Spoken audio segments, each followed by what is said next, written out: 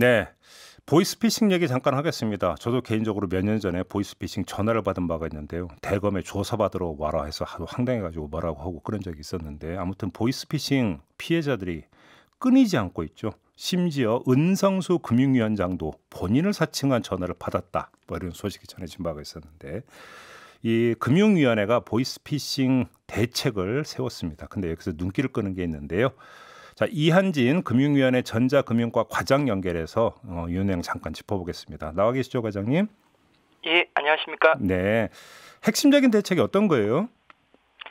예, 이번 대책은 최근에 이제 보이스피싱이라고 하는 게 이게 디지털 신기술이 발전함에 따라서 그 이면에서 네. 뭐 신기술을 악용해서 하는 이제 보이스피싱 범죄가 개인에게 굉장히 심각한 상황이고 네. 특히 이제 스마트폰 사용이 대중화됨에 따라서 악성 앱이나 통신 서비스 부정 사용도 증가하고 있기 때문에 네. 그 피해액도 증가하고 있고요. 뭐 제가 그거에 맞춰서 금융통신수사가 협업을 해서 보이스피싱에 대한 대응을 강화한다. 요걸 이제 핵심으로 하고 있습니다. 그러니까 제가 뉴스에서 보니까 예를 들어서 뭐 요즘 이제 재난 안전 문자가 많이 오는데 이런 거 가장을 해가지고 클릭을 하게 하고 뭐 이 스마트폰을 통해서 그럼 또 돈을 빼가고 이런 것도 뭐 신종 수법도 나온다 이런 뉴스가 있더라고요. 아무튼 이런 것들을 말씀하시는 것 같은데 그렇습니다. 지금 보이스피싱 피해자가 어느 정도나 돼요? 지금 이제 작년 기준으로 말씀드리면요. 6,720억 원까지 이제 피해를 입으셨고요. 금액으로 따지면 이야, 그렇습니다. 예. 건당 피해액이 또 이게 해마다 늘고 있는데 이게 좀 안 좋습니다. 건당 피해액이 지금 930만 원 정도 되는데 거의 1,000만 원에 육박합니다. 예. 그러니까 조금 평균을 넘어서시는 분들은 수천만 원까지 피해를 입으시는 분들도 있고 예. 그러다 보니 가족들하고도 이렇게 불화가 생기고 여러 가지 악성 범죄라고 할 수 있습니다. 그러니까요. 예. 근데 오늘 지금 저희가 이제 과장님 모시고 좀 여쭤보고자 하는 게 바로 요것 때문이었는데 사실은 지금까지는 보이스피싱을 당하면 이 피해액을 보전할 수 있는 방법이 거의 없다시피 했는데 물론 예외가 좀 있긴 있었습니다만 거의 없다시피 했는데 이번에 내놓은 대책을 보니까 금융사에서 배상을 해주는 방안이 들어가 있던데요. 이게 어떤 내용이에요? 예, 일단 이제 우리나라 금융에 좀 특성이 있습니다. 보이스피싱이 이게 피해액이 이렇게 커지는 특성이 네. 다른 나라에 비해서 우리나라는 실시간에 송금 이체가 가능한 나라입니다. 이게 무슨 말씀이시냐면 저희는 이제 수십 년 전부터 이렇게 ATM기에서도 금방금방 이체하고 송금하고 이게 너무 당연한 나라지만 당연하다고 생각하지만 영국 같은 경우에는 2008년도 옆에 일본 같은 경우에는 18년 말에야 비로소 실시간 송금 이체가 가능하고 미국 같은 나라는 아직 실시간 송금 이체가 가능하지 않습니다. 모바일 뱅킹 이런 게 안 돼요 그러면 미국 같은 데는? 그러니까 되는데 그게 실시간으로 저희는 바로 쏘면은 바로 찾으실 수 있지 않습니까? 그러니까 실시간 이체를 말씀하시는 거군요. 그렇습니다. 그러니까 이게 이용자들한테도 굉장히 편리하고 우리 모바일 뱅킹이나 인터넷 뱅킹이 편리성도 높지만 사실 어떤 의미에서 보면 보이스피싱 같은 금융 사기의 위험도 굉장히 큰 겁니다. 먹고 튀는데 딱 좋은 환경이죠, 사실은. 그러네요. 그러다 보니까 방금 사회자께서 말씀하신 것처럼 보이스피싱 피해자는 범죄자들로부터 사기, 강박을 당해서 송금 이체를 하는 건데 사실 이제 그 자금을 사실상 지급 정지를 걸지 않는 이상은 돌려받으실 수가 없지 않습니까? 그렇죠.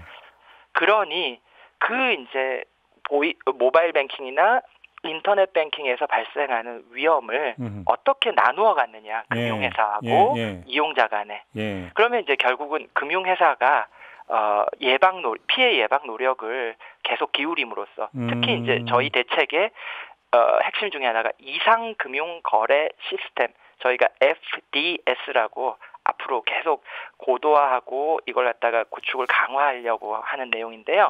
이런 것들을 고도화하는 피해 예방 노력과 모니터링 노력을 계속하게 되면 사실상 피해를 줄일 수 있기 때문에 만약에 그걸로 걸러지지 않는 이용자의 피해가 있다면 그것을 배상해주라라고 하는 게 이제 저희 간단히 정리하면 배상이라는 단어는 그러니까 금융사가 뭔가 과실이 있을 때 이제 그 토해내는 돈이 배상이잖아요, 배상금이잖아요. 그런데 그렇습니다.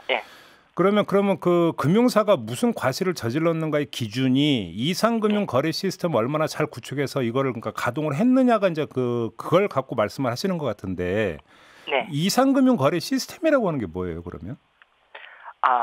사회자님, 예를 들어서 카드를 보통 국내에서 열심히 쓰시잖아요. 신용카드 같은 걸요. 네. 근데 이제 예를 들어서 뭐 태국이나 뭐 이런 해외 같은 데 가서 가끔 쓰시면 네. 카드사에서 전화 오는 거 한번 받으신 적이 있을 겁니다. 네, 전 해외에서 별로 써본 적이 없어갖고. 네, 아무튼. 네, 그러시군요. 네. 그러니까 그게 뭐냐면은 기존 패턴과 다른 거래를 하게 되면 카드사 같은 경우에는 이상금융거래 시스템이 작동을 하기 때문에 이용자한테 전화를 겁니다. 그런 시스템이 있어요?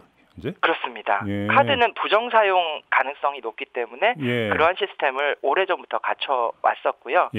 저희 은행권도 보이스피싱이 좀 많이 일어나는 80% 이상 일어나는 은행권도 이런 구축 노력들을 개별적으로 해왔습니다만 카드사만큼 이렇게 고도화되지는 아직은 않은 단계입니다. 잠깐만요. 그러면 우리 애청자 여러분들 이해를 돕기 위해서 제가 그럼 잠깐 그 보충 삼아서 확인 질문을 드리면 예를 들어서 김종배라는 소비자가 그러니까 보통 평소 한 달에 이제 카드로 한 100만 원을 긁는데 갑자기 어느 순간 한꺼번에 500만 원을 긁었더라. 그럼 이거 좀 이상하지 않느냐? 또 내지 한 달에 어떤 그 계좌 이체라고 하는 게 해봤자 100만 원인데 갑자기 1000만 원을 이체하더라.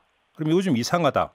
이런 식으로 이제 빨간불이 들어오는 시스템을 말씀하시는 겁니까? 그렇습니다. 특히 이제 평소에 전혀 보내지 않던 사람한테 이례적으로 돈을 많이 보내더라. 그러면은 그 FDS라고 하는 게 고도화되면은 방금 말씀드린 이상금융거래 시스템이 고도화되면은 그런 것들을 잡아내게 되는 거죠. 근데 잠깐만요. 과장님 말씀을 듣다 보니까 여기서 또 다른 그런 문제가 발생을 하는데 금융사 입장에서는 그러면 고객의 금융거래를 계속 속속들이 들여다보고 있다라는 이야기가 전제가 되는 거잖아요.